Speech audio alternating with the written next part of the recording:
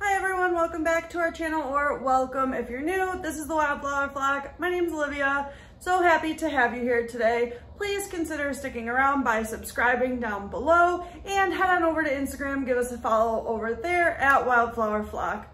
Today's video is going to be a part 2 to our organization. We're going to go over curriculum organization, how we kind of keep all of our curriculum organized for the year so that it's easy setup, easy open and go. A lot of our things are digital, so I'm going to show you how I kind of organize that on my computer as well. So if you're interested in that, please stick around. Okay, so here's my desktop on my computer. I keep everything under a school year. So I have 2023-24 school year.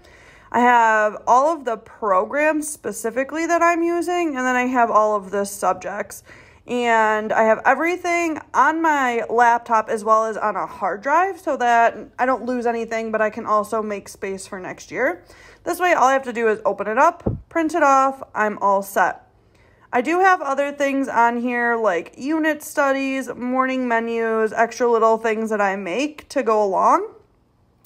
And then I also keep some things over on my Google Drive. So I'm going to show you, I downloaded a huge homesteading bundle from For the Love of Homeschooling. So you'll see I have all of that right on my Google Drive. And I can go in, click, and print. And this is just a way to keep everything super organized digitally. If you've watched our past videos, you know that I use a cart for a lot of our curriculum. So this one right here is all of the parent guides, teacher guides, things like that for me. And then each of my children have their own, and they'll have like their notebooks in there, their workbooks, things like that for their level. I also have main books on here, so our main math, our main Year of Tales, language arts, and then just some other little things, some books for our history, things like that. So, as I've showed you, a lot of our curriculum is digital and we print it. So, something I like to do is all at once I will print all of the main teachers or parent guides and I bind those. So, these are just the comb binders, and I have the Mead brand comb binders. I have a lot of different sizes. Some of them are really, really small and just hold a few pages, and some of them are really big for our bigger, thicker curriculum.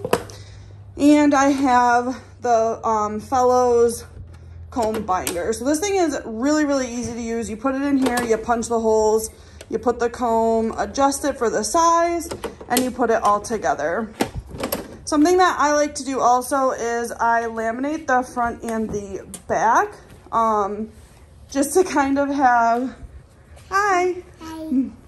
just to kind of have it a little bit more sturdy to last the year. So I do this with all of our curriculum. And then I will show you what I do to kind of prepare by week.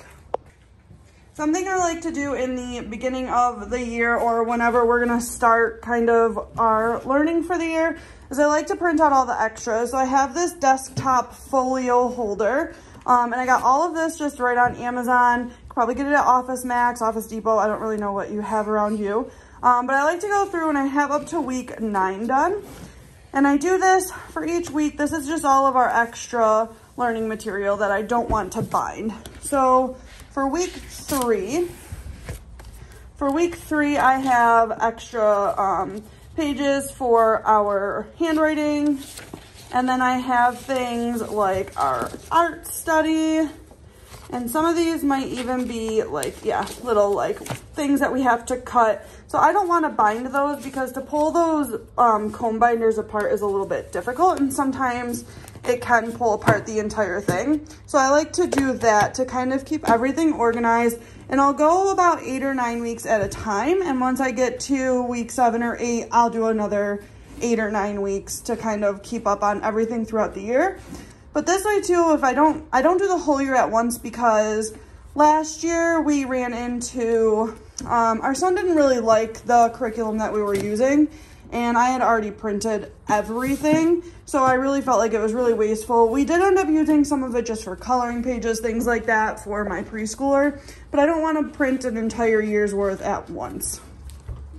The last thing I do is a portfolio. So this is work that they'll keep throughout the year. There's nothing in it right now. I keep it in a separate tab, but just work that they're really proud of and want to keep for the year, I will bind at the end of the year for them. And I will show you guys what we do for our textbooks. If you've watched my other videos, you know that I really like to keep everything kind of combined by subject. So over here I have nature books for our nature studies. Those are the ones that we use most often. And then over here, excuse our mess, we're painting.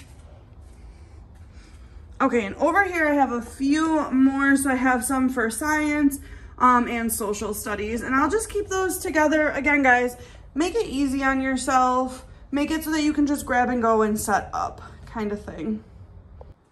Okay, and I know I said I was gonna keep this really short. I am. I just wanted to show you guys really quickly. One last thing that I do is I keep this mostly in order of what we did last and need to pick up on. So this is where we left off last time. We'll pick up here just to make sure I'm getting everything done. Or if it's the beginning of the week, I will rearrange it in order of how we're going to do it. And everyone's basket's going to be in that same order. So if I'm grabbing the third book, it's gonna be the third book, the third book. That might be a little over the top, but it works for me. I don't really want to waste time sitting here looking for what I have to do. So next I'm just going to show you guys my planner that I use, and hopefully that gives you guys a good idea on maybe some things that you can implement in your room. All right, I did order a new planner a few weeks ago. These are Anna Vance planners. They are, in my opinion, the best homeschool planners that I have found so far. Super customizable. They're done by just a small family themselves. They're printed themselves. I love them. The layout for me is perfect. So as you can see, this one's old. We used this last year as well. This is just the simple version. So every week I go through and I write out what we need to do for the week. You know, try to keep everything organized. This is just practice pages sometimes. And here's a good example. So when I was going into the office more, I split it by parent. So my husband would do this with the kids, and when I came home, we would do this. So I really, really, really love the layout of just how customized you can put these planners. This year I do have to keep down like hours for the school. So I started just on a piece of paper while I wait for my new one. But the new planner will have attendance, things like that I can keep in there. So if you're a planner person, if planners actually work for you, not just because they're pretty, I really highly suggest you look at the Anna Vance planners. They're really, really great. I'm going to do an unboxing when my new one comes in. So yeah, I really hope that this was helpful for you guys. All right, everyone, that's our video today. I hope that you enjoyed it. I hope that you got some bits of information out of it. If you're considering using any of these products, please look down below. I've linked everything below. If you have any questions, as always, please comment or send me a message over on Instagram at wildflowerflock. We'll see you next time.